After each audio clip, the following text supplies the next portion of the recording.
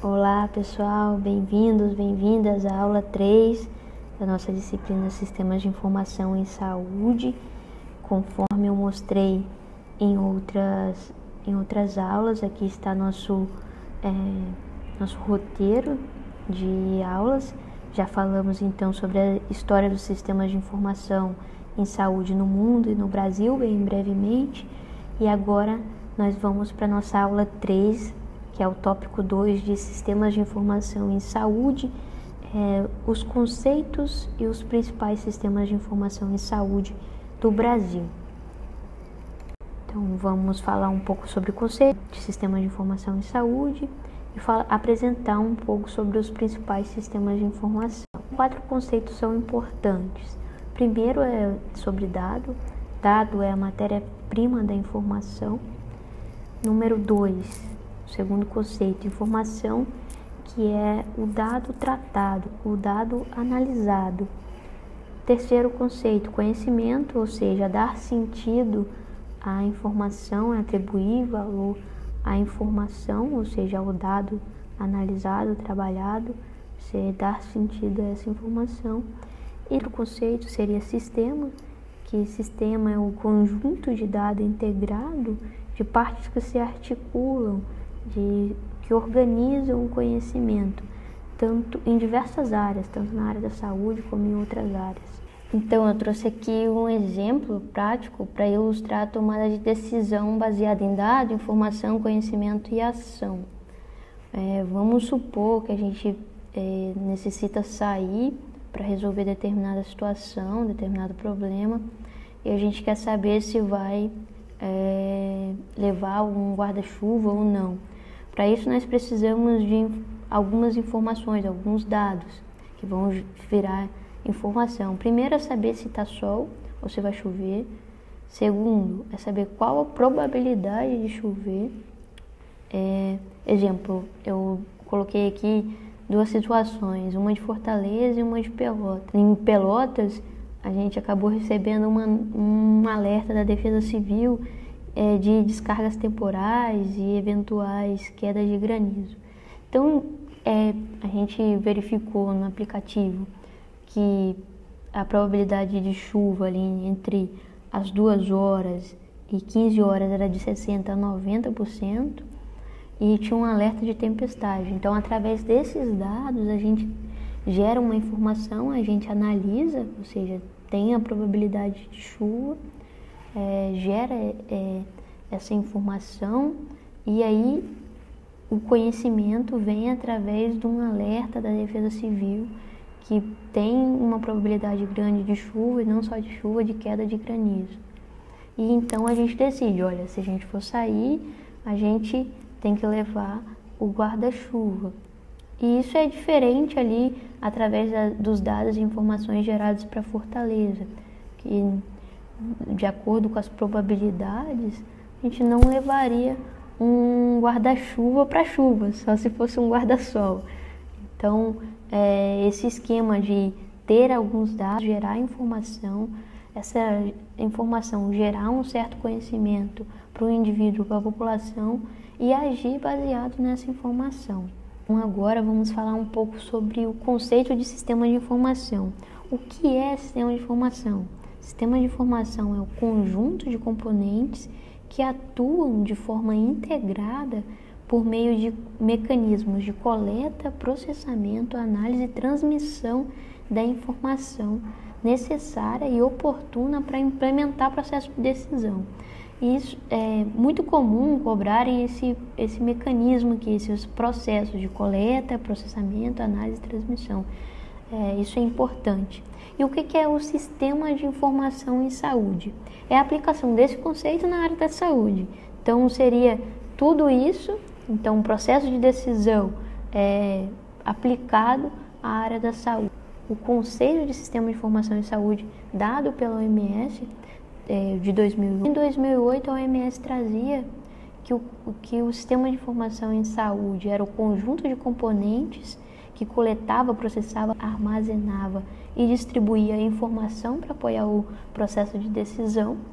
Em 2012, a OMS traz que os sistemas de informação em saúde, eles são usados para coleta, padronização e gestão de informações relevantes, para indicadores da situação, determinantes de sistemas de saúde, distribuindo informações necessárias para o processo de tomada de decisão, para o planejamento e implementação de políticas que respondam aos problemas com soluções baseadas em evidência. E a OMS, ela traz alguns aspectos importantes, componentes importantes do sistema de informação em saúde, que são eles: recursos, fontes de dados, gerenciamento de dados, indicadores e metas, produtos de informação e a disseminação e o uso. Aqui eu trouxe para vocês um documento que traz alguns desses componentes, algumas informações dos componentes relevantes. Então, lembra que eu falei sobre alguns processos importantes? Então, o sistema de informação, ele primeiro coleta a informação, ou seja, a entrada de dados dada pela coleta. Segundo, ele processa, manipula esses dados. Em terceiro, armazena e dissemina os dados, ou seja, sai os dados. E vem depois a informação e retroalimentação. Esse ciclo ele volta ao seu início de coleta, manipulação, processamento, armazenamento e disseminação. Ok? Então, é um ciclo dos sistemas de informação. Aqui, alguns autores trazem algumas etapas dos sistemas de informação, aqui já para o Brasil. Então, primeiro tem a coleta, a etapa de coleta, depois processamento, depois decisão e controle. Ok? Então, na primeira etapa, que é a origem e registro dos dados, depois vem o ordenamento dos documentos de coleta, o controle da qualidade, da quantidade dos dados, depois vem a transmissão e vai para a etapa de processamento. Tem o recebimento e o controle desses dados, tem algum pedido de informação adicional ou alguma informação a mais, temos a codificação, digitação, classificação e tabulação, o controle de erros e inconsistências, depois faz alguns cálculos básicos e há uma apresentação desses dados, seja tabulado ou em forma de gráfico. Depois vem a terceira etapa de decisão e controle. Aí tem uma análise preliminar com comparação com dos parâmetros escolhidos, identificação e análise das discrepâncias, e temos o processo de decisão. E aí volta para o ciclo, para a primeira etapa. Importante falar que nessa etapa de processamento, com a evolução dos sistemas de informação, algumas etapas elas já são automatizadas e são mais rápidas do que eram antigamente, principalmente nesse processo de codificação, digitação, classificação e tabulação. Hoje em dia, com alguns sistemas de informação, a digitação ela é automática, não é mais aquele processo manual. Assim como o controle de erros e inconsistências também muitas vezes é automático. Antigamente precisava de digitar adição em dupla ou até mesmo conferência de erros e inconsistências de maneira mais manual, e isso era mais tinha mais dificuldade, era mais lento esse processo. Então, falando um pouco sobre aqueles principais conceitos e ciclo que eu falei, desde o dado até o processo de ação, lembrando, né, que a primeira situação seria o dado ali sem ser analisado.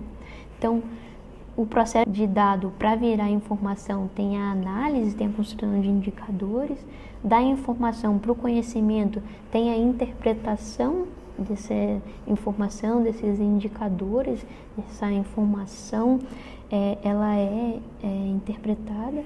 Então, do conhecimento para a ação, temos a tomada de decisão em saúde e a análise de alguns fatores, seja de custo-benefício, entre outros. E depois da ação, volta o ciclo para o dado, para a coleta de dados e informação. Então, vamos falar um pouco sobre o dado. O dado ele pode ser primário ou secundário. Na epidemiologia a gente fala que dado primário são aqueles dados coletados a fim de responder um objetivo, uma hipótese de interesse, ou seja, exemplo, eu quero estimar a prevalência de tuberculose na população adulta de Vitória e eu vou e faço a pesquisa para coletar esses dados. Então esses são dados primários, ou seja, quando eu pegar o banco, ele responde ao meu objetivo principal. Então, os dados secundários, eles são dados provenientes de um banco de dados que já foi coletado com outro objetivo que não seja o meu atual. Ele foi coletado com outro objetivo, diferente do meu. E o que é um banco de dados? Ele é um conjunto de dados, é um conjunto de arquivos que reúne, armazena e organiza registros e informações, ou seja, dados. É a reunião de dados em um único arquivo. E esses dados eles podem ser registrados de diferentes formas, contínua, periódica ou ocasional. Na contínua a gente pode botar aí óbitos e nascimentos, ou seja, não há interrupção. Toda vez que nasce alguém ou morre alguém, esse registro ele é feito diariamente, cotidianamente. Periódico a gente pode falar o censo da população, tem intervalo de 10 em 10 anos, apesar de ter interrupção. Ocasional a gente poderia falar sobre os inquéritos e pesquisas. Por mais que alguns inquéritos e pesquisas tenham intervalos regulares de acontecimento, alguns são esporadicamente, faz de 2, 3, 4 anos, mas não intervalos regulares, ou até mesmo algumas possuem intervalos regulares. Aí a gente pode falar sobre a Pesquisa Nacional de Saúde, a PENSE, PNAD, POF, por mais que algumas pesquisas tenham intervalos regulares, mas a gente poderia falar sobre outros inquéritos ou pesquisas que acontecem de maneira ocasional. E aí, entre o dado e a informação, a gente tem a constituição de indicadores a serem analisados. E o que são indicadores? Indicadores, existem diferentes tipos de indicadores. Aqui nós vamos falar sobre indicadores de saúde. Indicadores de saúde são medidas sínteses que contêm informação relevante sobre determinados atributos e dimensões do estado de saúde. Também pode ser do sistema de saúde. Em conjunto, eles devem refletir a situação sanitária ou de saúde de determinada população em determinado período. E a qualidade dos indicadores está diretamente relacionada a seus componentes, ou seja, ao numerador indicador ou ao sistema de cálculo, ao sistema de coleta.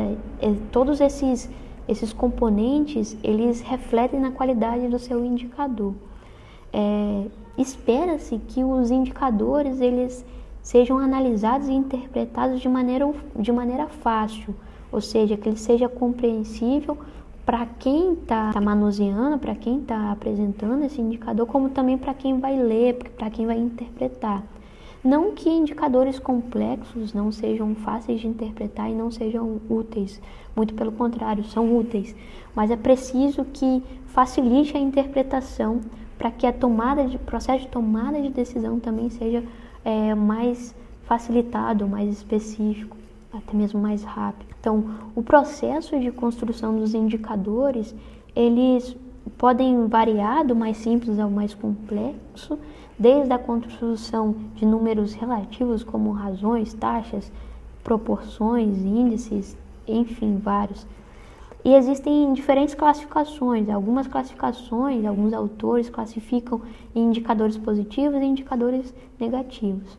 Os indicadores positivos seriam aqueles que, quanto maior o indicador, melhor a situação ou estado de saúde ou serviço de saúde. E os indicadores negativos seriam aqueles que, quanto maior o indicador, pior a situação, o estado de saúde ou pior a qualidade do serviço, enfim. Alguns requisitos são importantes para os indicadores, como a representatividade e cobertura do indicador, a confiabilidade e uniformidade, a simplicidade, a sinteticidade, o poder discriminatório, o poder de comparação. E os principais usos dos indicadores seria para diagnóstico, análise e monitoramento da situação ou serviço de saúde de uma determinada população em determinado período, a comparação de grupos e populações, a avaliação e o monitoramento de políticas e ou programas de saúde, o apoio ao uso ou investimento de recursos e insumos em saúde, estimativas de risco, de probabilidade, de tendências e projeções, predições, avaliação de impacto, adequação de intervenções.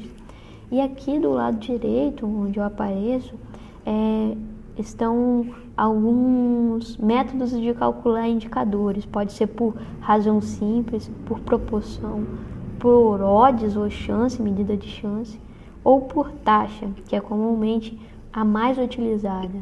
A taxa geralmente é o que a maioria dos gestores profissionais de saúde costumam utilizar ou costumam relatar. Então por hoje era isso, pessoal. Eu deixo aqui o meu e-mail, caso queiram entrar em contato. E também temos o fórum de discussões, ok?